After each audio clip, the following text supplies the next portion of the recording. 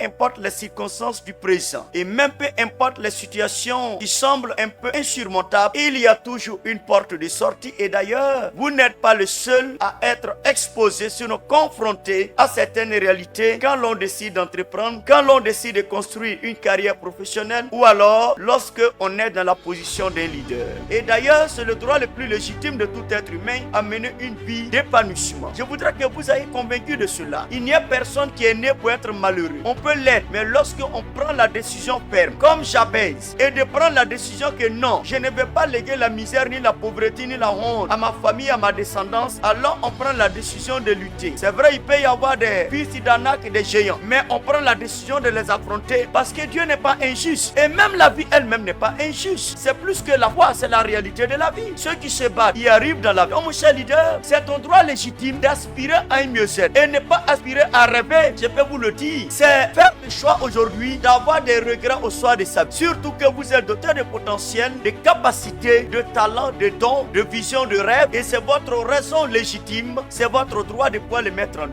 Posons-nous la question si ceux qui ont inventé l'internet avaient refusé également de déployer leur savoir. Que disons-nous de ceux qui ont créé l'avion et bien d'autres? Alors, il y a tellement de cas qui nous aident à réfléchir. Si toutes ces personnes qui, à un moment donné de leur vie, n'avaient pas pris par leur courage à bras le corps, avoir l'audace de oser et de mettre, n'est-ce pas, en pratique les rêves, peut-être que nous serions encore à la préhistoire. Ce sont des humains qui sur terre ont accepté de travailler avec la grâce de Dieu pour innover et faire avancer l'homme, l'humanité dans la meilleure direction. Et je voudrais que vous ayez foi en vous, mes chers leaders. Je voudrais vous dire que d'ailleurs c'est lorsqu'on a échoué, quand on est fondé à croire en la vie, parce que ça nous permet de comprendre les deux facettes de la vie. Le négatif que les gens refusent du temps, il faut les deux pôles, n'est-ce pas, pour que l'électricité fonctionne. C'est une réalité vitale.